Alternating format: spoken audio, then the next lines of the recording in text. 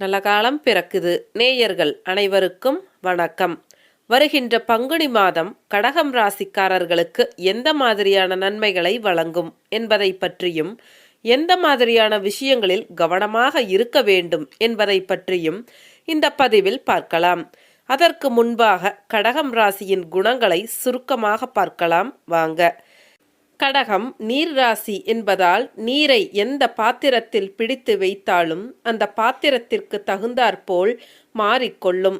அதே போல கடகம் ராசியில் பிறந்தவர்கள் எங்கு சென்றாலும் எந்த இடத்திற்கு சென்றாலும் அதற்கு தகுந்தாற்போல் தன்னை மாற்றிக்கொள்ளக்கூடியவர்களாக இருப்பார்கள். கடகராசியின் குறியீடு நண்டு வருவதால் நண்டு வந்து பார்த்தீங்கன்னா எந்த பக்கம் எப்படி வேண்டுமானாலும் போகும், அதை கணிக்க முடியாது. அதே போல எப்பொழுதும் கூட்டத்தோடு தான் இருக்கும்.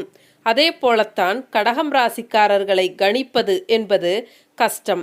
இவர்கள் எப்பொழுதும் தனது நண்பர்கள், தனது உறவினர்கள் இவர்களை சார்ந்துதான் இருப்பார்கள்.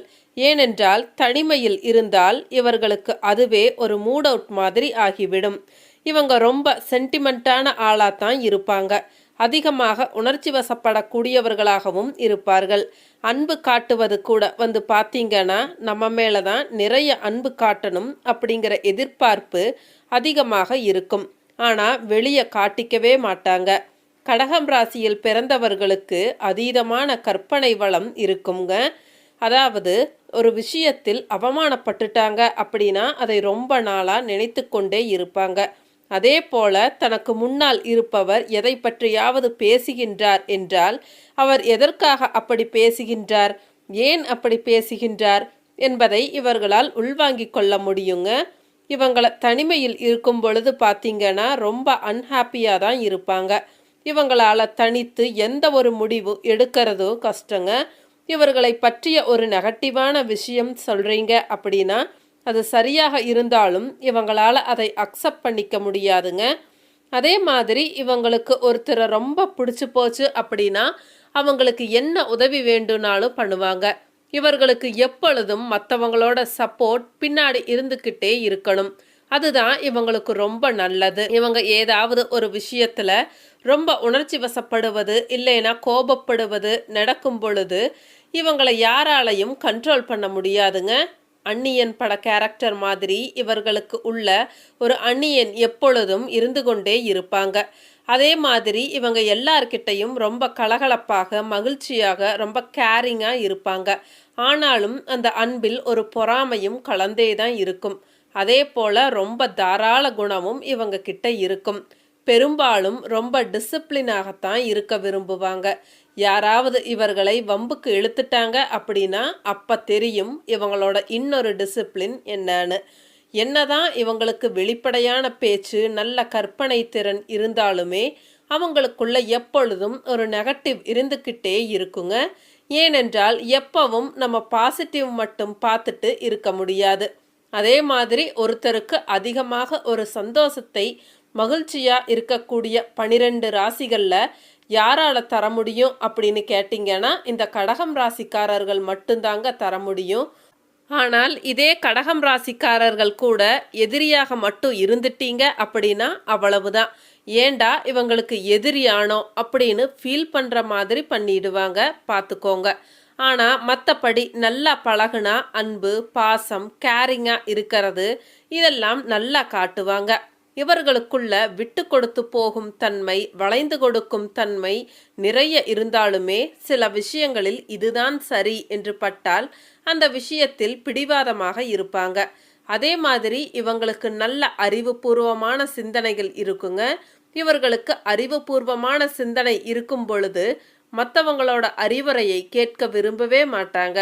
அவர்கள் கூறும் அறிவுரையில் அது இப்படி, இது இப்படி என்று மாற்றம் சொல்லிக்கொண்டே இருப்பார்கள்.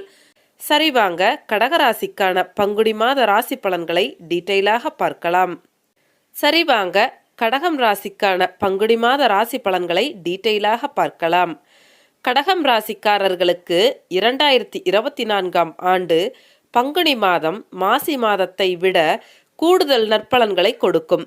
பங்குனி மாதம் கடகம் ராசிக்காரர்களுக்கு கொஞ்சம் யோக மாதமாகத்தான் இருக்கும். யோகாதிபதி செவ்வாய் உச்சம் பெற்ற நிலையில் சுபத்துவமாகி ராசியை பார்க்கின்றார்.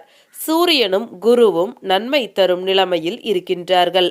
உங்களின் பல நாள் எதிர்பார்ப்புகளை இந்த மாதம் நிறைவேற்றிக் கொள்வீர்கள். உங்களில் சிலர் புதிய வாய்ப்புகளை அடைவீர்கள். சிலருக்கு வெளிநாட்டு பயணம் அமையும். அதிகாரம் செய்யும் துறைகளில் இருப்போருக்கு நல்ல பலன்கள் உண்டு.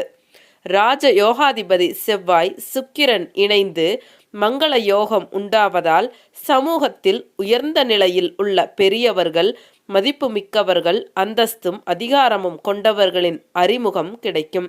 சிலருக்கு அந்தஸ்து உயரும். அதிகாரமிக்க பதவிகள் கிடைக்கும். அரசியலில் ஏற்றங்கள் உண்டு. போட்டிகளில் ஜெயிக்க முடியும். தொழிலில் ஏற்றமும் லாபமும் திருப்திகரமாக இருக்கும். ஆனால் எதுவும் தாமதமாகத்தான் கிடைக்கும். பொருளாதார நெருக்கடிகள் இருக்காது. குறைந்த வியாபாரம் நிறைந்த லாபம் என்ற முறையில் கடையை மூடி வீட்டுக்கு திரும்பும் பொழுது மனநிறைவுடன் வீட்டிற்கு செல்ல முடியும். பெண்களுக்கு இது நல்ல மாதம். உங்களை புரிந்து கொள்ளாத கணவர் இனிமேல் உங்களை புரிந்து கொள்வார். வாழ்க்கை துணை மூலம் சந்தோஷம் உண்டு. சிலருக்கு கோவில் திருப்பணிகள் செய்யும் வாய்ப்பு கிடைக்கும். சிதிலமடைந்த ஊருக்கு வெளியே கவனிப்பாரின்றி கிடக்கும் சிவன் கோவிலை புனருதானம் செய்யும் பாக்கியமும் அதன் மூலம் புண்ணியமும் கிடைக்கும். சிவன் அருள் கிடைக்கப் பெறுவீர்கள். புதன் 9ஆம் வீட்டில் ராகுவுடன் இணைவது சாதகமான மாற்றங்களை கொண்டு வரும்.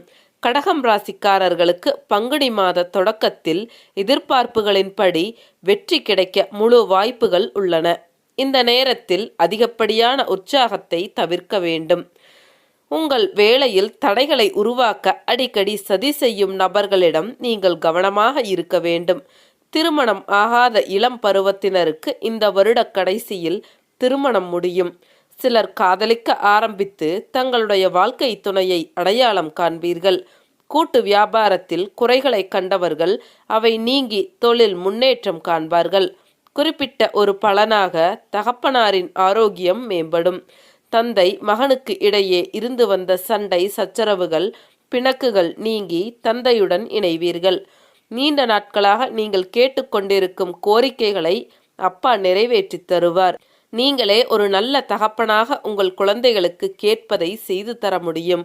வெளிநாட்டில் தொழில் அல்லது வியாபாரம் செய்ய முயற்சிப்பவர்கள் எதிர்பார்த்த வெற்றியை பெற சிறிது காலம் காத்திருக்க வேண்டி இருந்தாலும் பெரிய கஷ்டங்கள் எல்லாம் நீங்கும்.